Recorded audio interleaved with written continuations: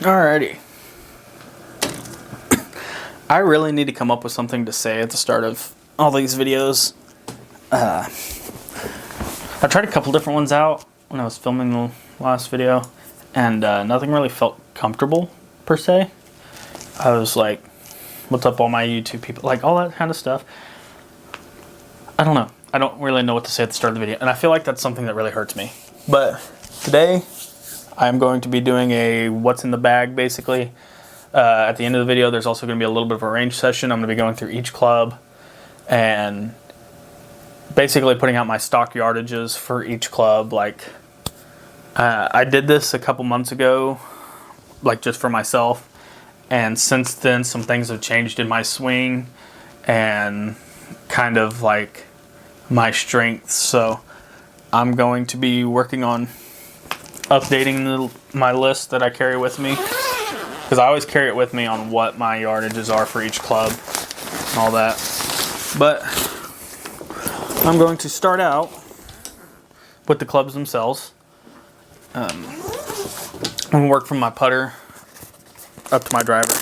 So I use a TaylorMade Spider putter, mallet putter. I like it. Really fits me well. For a while, I thought it felt like it was getting bent in the bag. And it was a different bag that I was using at the time. But it felt like it kept getting bent, so that's why I switched to this 14 club bag. And I feel like I haven't had that problem since, because I was using a carry bag, and I think that's what kind of problem was with it. So my wedges, I carry a 52 that is kind of turned down to like a 51, and then also a 56 and a 60. And these are all the TaylorMade MG2 wedges. So they're the raw face. I don't know if you can really see it, but they rust up. My 51 really hasn't rusted. I mean, none of them really are like super rusted, but they look good. Really good for spin. I like them. I had like the Callaway Jaws wedge, 56 degree before. I didn't really like it, so I tried that out and I like those. Moving into my pitching wedge through 4-iron, I use the TaylorMade P790s, the new ones that just came out. I really like them. They're kind of a player distance iron, I think is what they're classified as. And so not a whole heck of a lot of forgiveness, but there is enough there. When you hit the ball pure, it feels great. Not gonna lie. Right now I have typically pitching wedge through 4-iron, but right now my 8-iron is broken. It broke like the second time I went out on the course. Not for sure what happened. I think it was a bad shaft because it ended up snapping like right in here, right in the middle of the shaft. But TaylorMade said that they would send me a new one. That's been about 2 months ago now. Or like, because I got these right when they came out. Like literally the day after they were released, they were at my door. They weren't fitted or anything, just I have a pretty standard loft and lie, maybe a little bit upright on my lie, but it's not too big of a deal for me. I'm not really at that point yet. But the 8-iron broke on me, so I'm using TaylorMade M4 8-iron. So big old, what's the word for it? The type of club that's made for not very good golfers. I can't think of the word right now. But it's a very forgiving club, but it really just doesn't feel good to me. So I try to stay away from using my 8-iron just because of that. Hopping up into the top of my bag, I do not carry a hybrid because I've never liked them really. So I carry a 2-iron. This is a Titleist U505 2-iron, standard loft, standard lie, with a Project X 6.0. I believe it's stiff shaft. I really like it. I typically only use it off the tee. I don't really use it in the fairway much, but it does work off the deck fairly well if I needed it. But that's kind of my little, if I'm not super confident with my driver that day, that's kind of the club I'll gravitate towards. As for my 3-wood, this is another off-the-shelf club. TaylorMade Sim 2 Max 3-wood. I just bought it off the shelf one day. I was there for my 2-iron, and they don't carry very many left-handed 2-irons. TaylorMade doesn't even make one that's left-handed, so I went with the Titleist U505, and I ended up having to have it built. But the day I ordered that, I picked this up. It has a Ventus 6.5 shaft on it, so I think that's a stiff or extra stiff. I think this is 6.5. But I really like this thing. I honestly prefer it off the deck compared to off the tee, so I really don't use it much off the tee box. It's a 15 degree. My 2-iron is an 18 degree, so they kind of complement each other pretty well.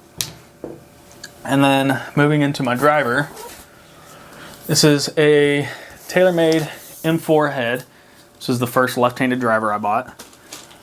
I really like it. When I first bought it, it had just a regular regular shaft. And so I kind of fit myself for this one.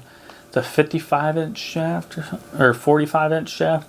So my overall length on this club is like 46.5. I currently have it set to 9.5. I kind of changed my settings depending on like wind, things like that. Right now it's set to 9.5. I've been feeling that kind of recently.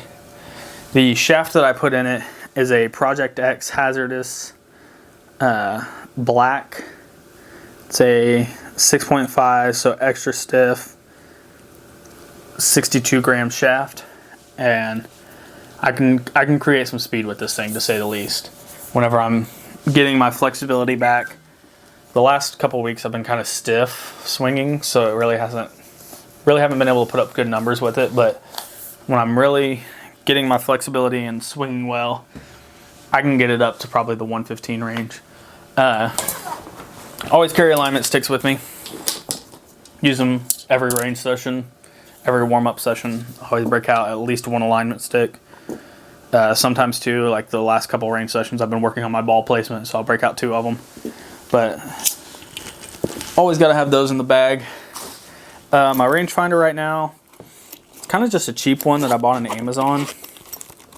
It's the first rangefinder I've ever owned. It's a York rangefinder, Max F2. It does have slope function and stuff, but I don't really use it. It has flag lock whenever you use the slope function, but it doesn't when you don't. I thought it had it whenever you don't use it, but it doesn't. Towel. I used to have a nice towel, but I ended up losing it somehow. Not for sure what happened there. I have my driver head tool. I'll always keep that with me so I can make adjustments. And I carry this little bag around. This is what I use to put all my ball marks on. I always put a little blue line on my balls. So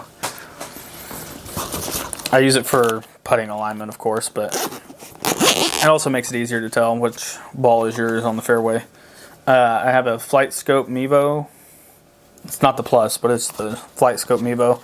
This is what I use whenever I'm out on the range, whenever I'm working on my yardages. Like, all right, I want to be able to feel a 100-yard shot. Like, so this thing really comes in handy whenever it comes to training.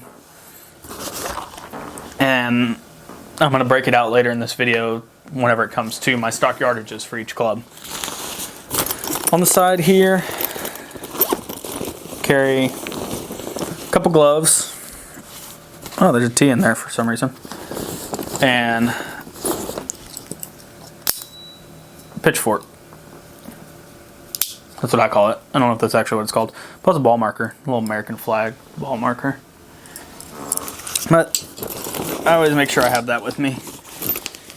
You always got to fix greens. It's just rude if you don't. I don't think there's actually anything over here. No. This is where I usually keep my tripod, which my camera's on it right now. This is where I store my tripod on. Over here on the opposite side, on the small pocket, I just have some extra gloves that I keep in there in case mine tear, something like that. And then I have my old, I used to carry a stroke counter that also had my pitch mark fixer, but I've gotten better at counting my own strokes because I'm not having 12 of them each time. I used to carry that whenever I was younger to help keep track because I was terrible at keeping track. I also just carry some extra gloves, an extra brush because I have one that hangs up over here, which is currently not there. I think I took it off the other day to clean my clubs when I got home. But extra brush, and extra towel. So in this top little slot here, carrying my golf balls, I use Vice Pro Plus. Right now I'm rocking the number 2s, but you can see the blue line on them if I get close enough. That I always put on all my golf balls, and I really like the feel of them. I like the softness. Like they're probably the best fit for me whenever it comes to balls. And then down here, just carry tees. I've gone back to wooden tees. I was using the like plastic castle tees for a while, but I've gotten more comfortable with me teeing it up. I started using the castle tees because I was inconsistent on my tee height, so I switched back to the wooden ones here recently, and I'm more comfortable with myself teeing it up to the right height than not having to trust the castle tee. But that's pretty much what's in my bag. I'm going to cut this now, here in a second. And it's going to be a little bit of a range session. That's going to be me putting out the Mevo, putting my stock yardages up. Every club, 60 degree all the way up to driver. And then might be able to try to hit a couple little stingy 2-irons. Everybody loves stinger 2-irons, right?